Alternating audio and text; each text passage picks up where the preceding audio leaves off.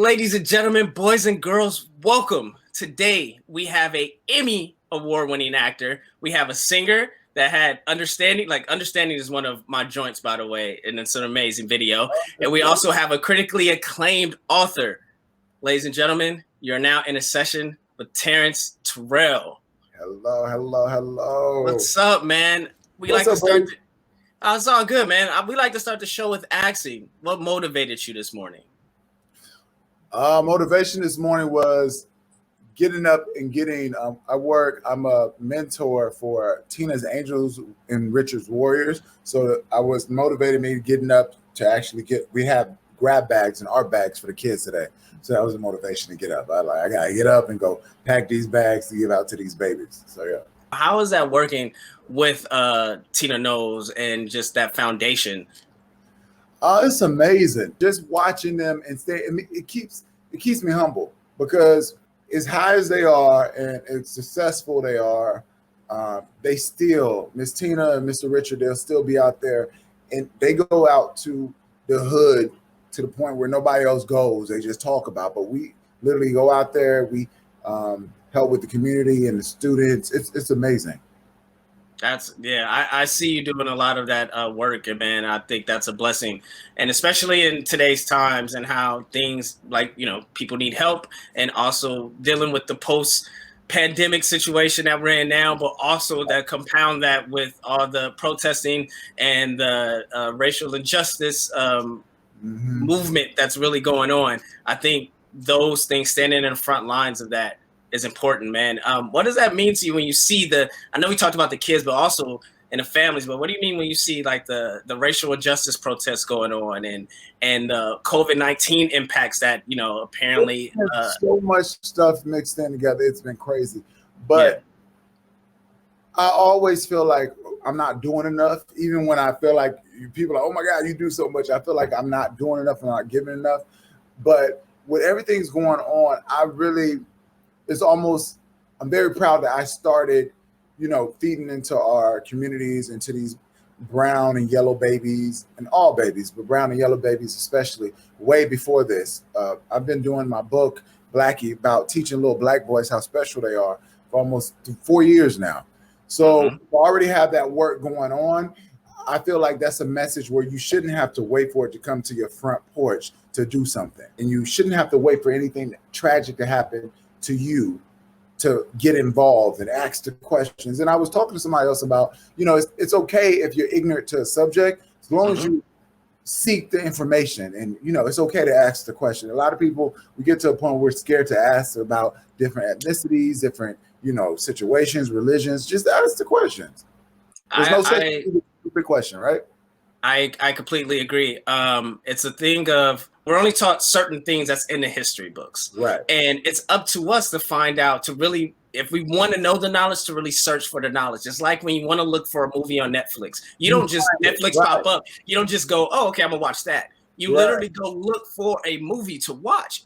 With that, I think you have Blackie, you have She's, and then you have the Crowned Kids, right? The Crowned Kids, yeah. The Crowned Kids, yeah. I did my research. How writing, but first of all, teach, like you said, giving to the babies, man. That you're actually feeding the next generation and generations beyond. What inspired you to do that, coming from, Cleveland, Mississippi to LA, Hollywood, California? Well, what inspired me was, I remember being in school, and the only book I could relate to at that point, that I wanted to relate to, they had little Bill and all these little kids that look goofy, and I didn't really want to be anything like that. The only book that I could really, really relate to was The Ugly Duckling, like the story of the triumph at the end, and being different.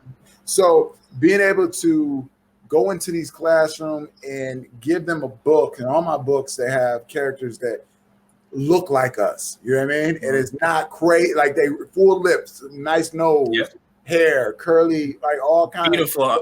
Yes, it really looks like us. So I feel like being able to be blessed to even walk into those rooms, and these little kids, you always have that one little black boy, a little black girl at the end. And there's in some of my videos where they're waiting at the end of class to talk to me.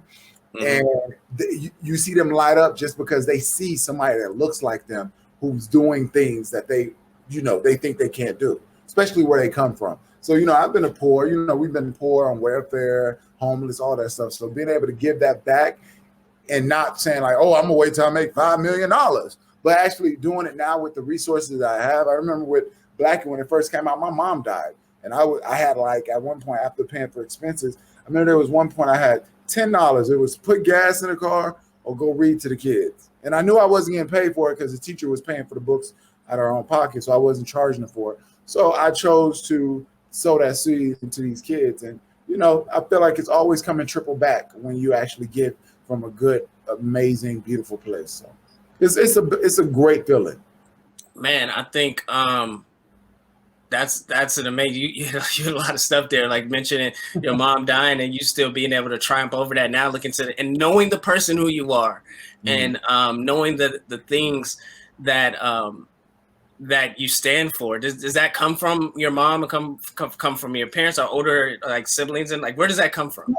I feel like what I know, it came from my a lot of it came from my grandmother, because my mom, she went to jail. She was she had drug abuse, domestic violence, all that stuff I saw when I was a child. So it came a lot from my grandmother. I moved back to Mississippi when I was 15. And I lived with my grandmother. So she always like fed into me, told me how royal I was, how I was a king. I wasn't allowed to sleep on pallets, on floor. If I wanted to spend the night over somebody's house, they had to have a separate room for me and have my own bed because I was a king. Like my grandmother she put standards all the way so high that people were like, what the hell?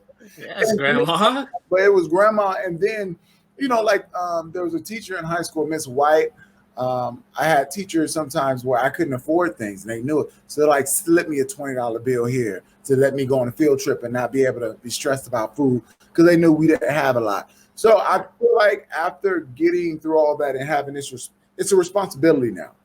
So everything I have, I've been blessed with it. I'm gaining it. It's not, I didn't do it by myself, even though it was me in the trenches. I had a lot of angels, like guardian angels on earth getting me through. So yeah, it's a lot of women, strong women in my life, my aunts and my mom, but of course my grandmother, she was like in my face.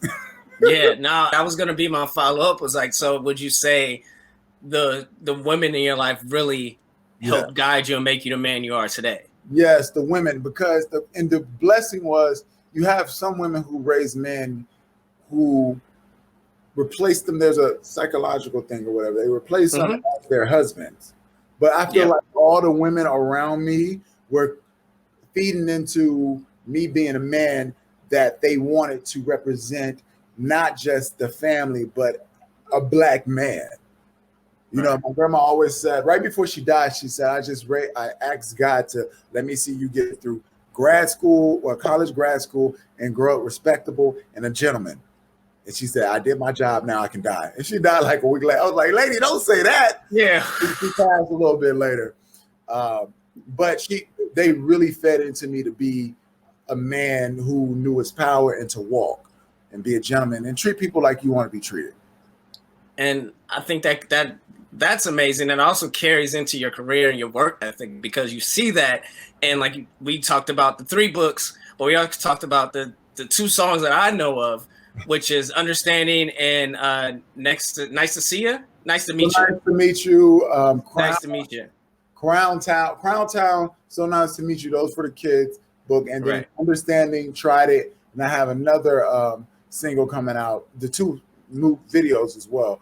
I have another single coming out called Dirty Red Lipstick. That one's good. Yeah. Dirty. Okay.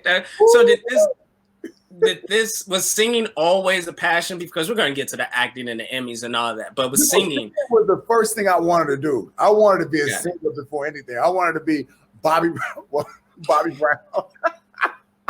I wanted to be a singer so bad. I was like, we used to go to school. I'll get up an hour before to get myself dressed, and we used to go to school 30 or 40 minutes earlier before the bell rang, so we could go into the track stadium, the football stadium. And I used to perform while my sister and cousin was doing their homework. I'll be in the stadiums performing with my headphones on, pretend like I was performing to a sold-out crowd. So yeah, I always was a singer, but I feel like naturally acting came up because I was always performing in the sense of performing like acting as if we weren't on welfare, acting like if I wasn't broke and hungry. So it's just a mechanism. to get through. Man, that's going from singing into empty stadiums and then going into winning awards in theaters. That's like that beautiful gold. Yeah, that beautiful gold statue that's sitting behind you. Little case. The thing, right. So yeah. So you won the Emmy. You won the daytime Emmy for supporting actor. Best supporting best supporting actor. Let me say it right. Best supporting actor on Giants.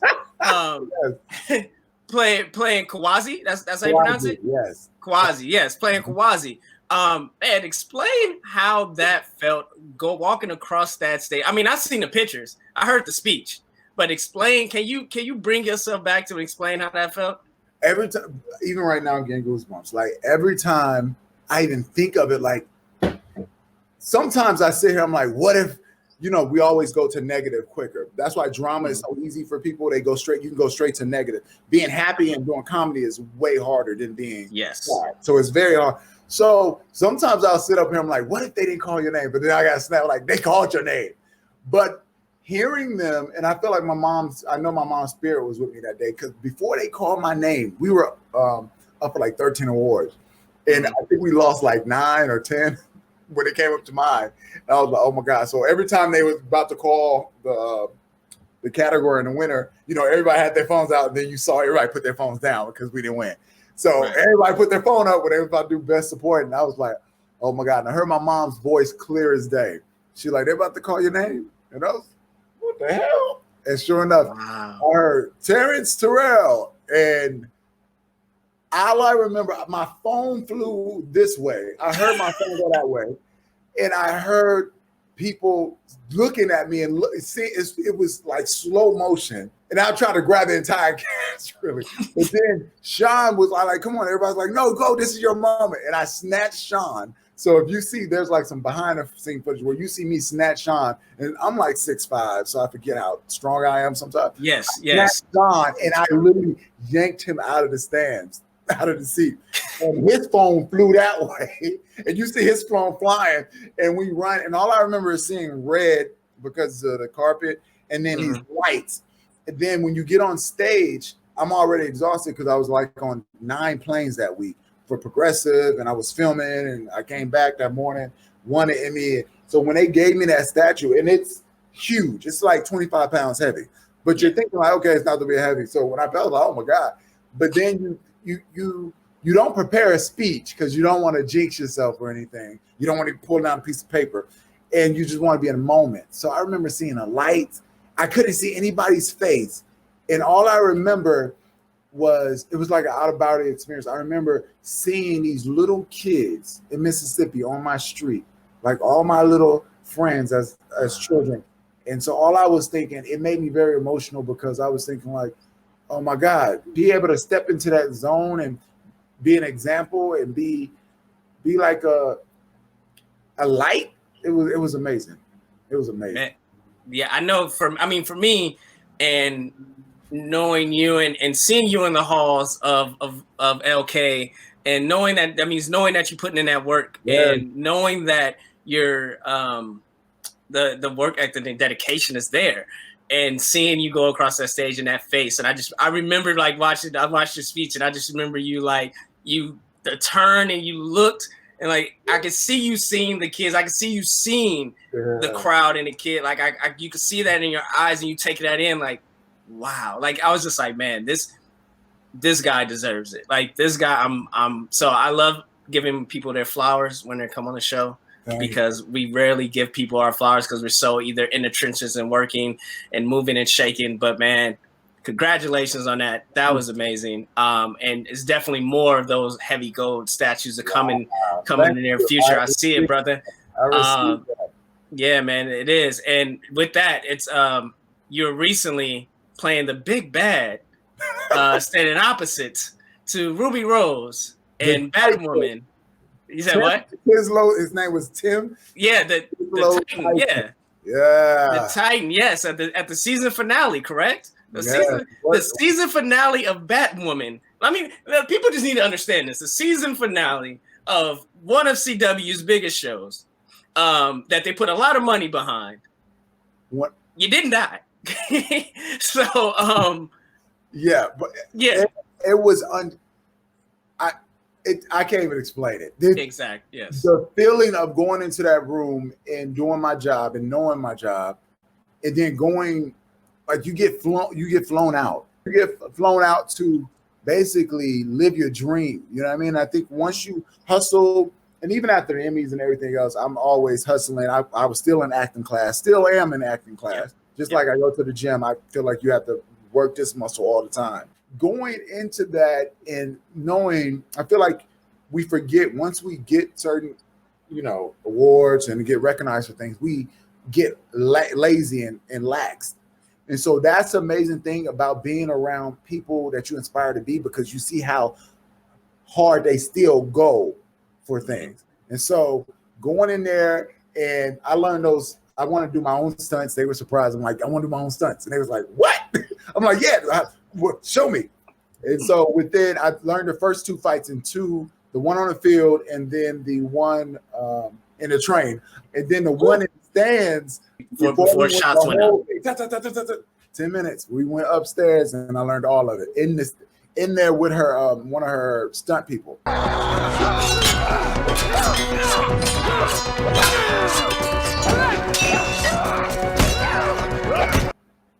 I want the people that's watching this to understand how difficult it is to learn fight choreography, because I do fights, I do stunt training, and it's a different thing if you have to learn spacing, you have to learn timing. It's a dance part, like angles also, like, again, you're being shot. So it's not like you're just fighting, like you're being shot for TV. So angles, you have to, and then you have to work on your expression in your face. You still have to act. Like, and you still have to know your lines. You still have to know your lines. And it's not like, okay, and you got an hour before we do this.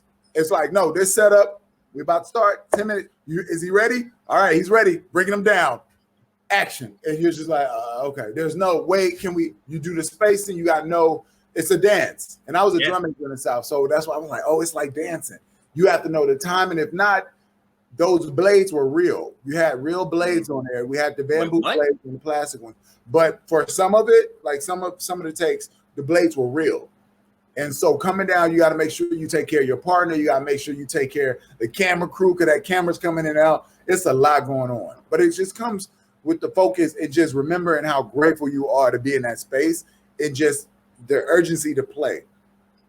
And I think that's also going to get you, once they want to make sure you're reliable. At the end of the day, they want to make sure once they call your name, you're going to perform your job to the best of its ability and still represent the show and represent the brand. You did all these things. Do we see a future in season 2? I don't know. I know there's some things coming up, and that's the thing. You never know, right? Yeah. And you just want to be in this industry. You want to be somebody who they want to work with. Period. You want to make sure you got your stuff on point, your talent, but at the same time, you just want to be a good person. Because you want somebody to be able to call you back, like, oh, Terrence Terrell, right away. Cool. So there was some talks there were some executives and stuff there, and they were talking about another show possibly coming off with a spinoff. And I think it's going to be, I can say they said something maybe like a Black Panther type situation. I don't know. Mm-hmm. But they're talking about other shows. So you never know where your next opportunity is going to come from. And you never know who's going to be your next opportunity pusher. So be nice to everybody. And just be yourself. Like, don't force feed yourself being nice, but just be a good person, period. And that comes from just when nothing's going on, working on yourself and understanding yourself and loving yourself and being calm with yourself. So how the hell you don't play somebody else in these different characters if you don't even like being yourself 24/7? You're preaching. That's you're preaching today, because that is, I think, if you're an aspiring actor out there, you're watching this, that's something that you need to check before you actually start diving into the career. You need to know who you are, because you don't want them telling you who you are. Because they always will put a clearance tag on you if they tell you. Oh, ho, ho. Yes, indeed. So you definitely want to come in knowing who you are, knowing what you stand for. Do you have any other personal projects that you're working on, like writing, producing, directing? I have some Junebug is coming out. My personal projects that are coming. The Crown Kids, the series should be coming soon. Nice. Times like this, I feel like now we were in the talks of it. I feel like now it's going to be another push because it's very needed. So the Crown Kids should be becoming a animation series very soon. Other than that, maybe another book. I have some other I have the music videos coming up. I'm going into tapping into doing my own little shorts and stuff. Oh, okay, so now you're gonna dive into the bag after all of it. Yeah, but what people don't understand, so much mental energy. When I say I'm going to do something, I go in like a killer, like, and there's no stopping. I can't stop until it's done. And I mean, we could tell because you have the gold statue behind you. That's what that means. That's what that represents. I'm gonna keep pointing that out because it's firmly planted. Like that's what that means. This is what I see. The door's over there, so this is what I see when I walk in. You got a little black boy. He's dressed in his chucks, but he's still mentally. He's centered. He's getting centered. He's on there. You know what I mean? So I have all my little things around the house to remind me to be centered. Right when you walk in the door. That's right. I think that's key. Matter of fact, speaking on that, explain the importance of having your own altar, as they call it, or just centering your house being your centerpiece, your sanctuary as an artist. I feel like things did not start moving until one, I liked who I was, and then also my foundation. Your home is your sacred place. It's your foundation. So not a lot of people, you'll never hear me having a house party. You'll never see more than 3 or 4 people over here, unless we meet in somewhere on the corner to go somewhere else. But it's your environment. It's like the nucleus. So it's your center where you come up with all your crazy potions and stuff. So you don't see everybody. You don't bring everybody. You scientists don't bring everybody into the lab. So this is your lab. I agree with that. You want to lay your head down at a place at peace. Yeah. And so I definitely agree, and I definitely support that. Moving forward, post pandemic, and I know we touched about it a little bit before, but what do you think we should do coming out of this and and going into this next phase of as people, as a community, as the racial injustice, as we come together? What should be the next phase of this? Wow, that's a good question. First, I feel like we shouldn't force ourselves to come up with that next big thing. Everybody's like, use this time to write that script, and then you put even more pressure on yourself.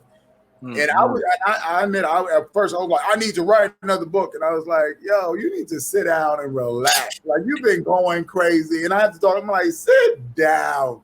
So definitely not put pressure on yourself to come up with this amazing plan. But I feel like you should start sowing seeds of empathy throughout the world, putting yourselves in other people's shoes and not thinking about how it's going to benefit you, but just put yourself in the shoes of the others. Like when you see that homeless person on the street and you have and I do it all the time. If I'm coming out of a restaurant, I have leftovers or something, or if I have extra, just give it to them. If they need money, cool. But at the same time, not waiting for a camera to get in your face to show empathy to others. Right. Walk as an example. Always know if somebody's doing something or lashing out at you, it's something that they're dealing with. It has nothing to do with you. And love on each other a little bit more. A lot more, not a little bit more. Love on each other a lot more. And it's kind of hard because I'm a very hey, how you doing person, especially physically. I'm huge. So I was in the store the other day and the dude was like, I was asking about the bubble. He was like, cool. I'm like, why are you running? I'm like, oh, I forgot. Yeah. My bad, I gotta stay 6 feet away from you. Oh yeah, coronavirus. Oh, I'm sorry, I forgot. Love each other more. Put yourselves in other people's shoes and ask questions. If you're not sure about, what certain woke means or something, ask questions. You know what I mean? Ask questions. Or why are you guys so angry? Well, let's stop there. What do you mean, you guys? Let's break it down. Let's have a question, and nobody feels like they need to fight and scream at each other. Let's ask some questions and really just be open. Yeah. Yeah. So we have things we need to do. Yeah. So we're gonna end it. Usually we end it with a lightning round. But lightning round, but no, man. Because usually we end in a lightning round, but I was like, you already have that lightning round, you know, as a show, just make people think quick on their feet to show a different personality, different side of them. But you already gave me quick thinking on the feet answers, and educated them and explained them very well. I think we should get a portion of your dance moves from your Bobby Brown days. I think so. What was your favorite Bobby Brown song? My Prerogative. My Prerogative. That was your favorite. I had no idea what the hell that meant, but I was like, it's mine. It's mine. My Prerogative. So I'm going to pull up My Prerogative. Oh, you about to play the song. Oh, yeah. I'm about to play just a little snippet of it because, you know, we're not trying to get the video taken down or anything. But I'm going to play a little snippet of it. I'm going to just do the upper part because I can't. Yeah. We can't do all that. We don't want you to knock over the sanctuary. Yeah. Or even mess that up. Like, what are they? Is that porn? What are they shooting? Yeah. in the picture. You are a mess. All right, so. But you saw it. I was ready. Yeah, I know. That's what I was like. I'm gonna start it from the top, and you just give me until you can't give me no more. I'm gonna say cut. Yeah. All right. Here we go. My God. But hold on, is it? Okay. He didn't even get to the chorus. That's it. Like I'm telling you, me and my brother, if you get us in a dance party, people be like, are they on ecstasy or something? We love dancing. Like we love dancing. So we be sweating and like looking at each other in the eye, laughing and going crazy. Like it's amazing. I feel like dancing is one of the purest forms of living life and enjoying life, man. It's something about dancing that connects us spiritually, and that, you know, from our ancestors, that like from dancing to drums, those connections, we feel it every time. I think there's a reason for that. So I think dancing brings happiness, man. So continue dancing always. And I just want to say thank you for coming on in a session in the meantime. I can't wait to actually do an in-person one and sit down in studio, and so we could play some of the songs, hear you in the booth, and get all those things done, man. Man, thank you for doing this. And, you know, in this moment, still reaching out and being who you are throughout. Every time I see you, just always been fly and cool and humble. And, you know, it's always great to actually have a conversation with somebody that you consider like a brother. You know what I mean? Yeah. So continue doing your thing, and thank you for not saying yes to doing this. You know what I mean? Yeah. Nah, man. You like I tell you every time, man. You inspire me. You like I see you in the gym. That's usually where we bump into each other is in the gym, and that's why I miss the gym. And we'll talk about that later. But thank you, ladies and gentlemen. You have now been in a session with Terrence Terrell. Holla.